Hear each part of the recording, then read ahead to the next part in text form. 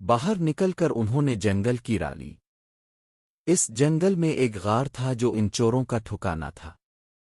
وہاں پہنچ کر انہوں نے سارا مال 5 حصوں میں برابر تقسیم کیا، اور جب ایک حصہ سلطان کو دینے لگے تو اس نے کہا، ہے دوستوں، تم سے مل کر مجھے بہت خوشی ہوئی، اور میں اس خوشی میں اپنا حصہ تمہاری نظر کرتا ہوں۔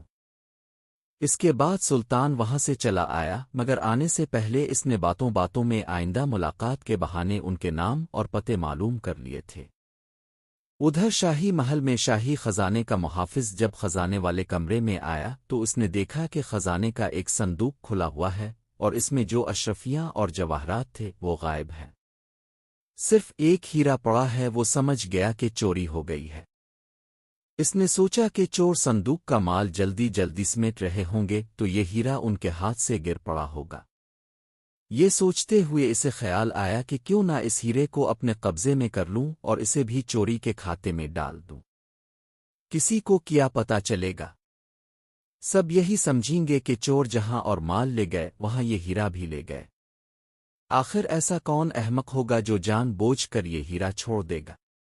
یہ سوچ کر اس نے ہیرا تو اپنی جیب میں ڈالا اور خود سلطان کی خوابگاہ کی طرف روانہ ہو گیا تاکہ اسے چوری کی اطلاع دے سکے۔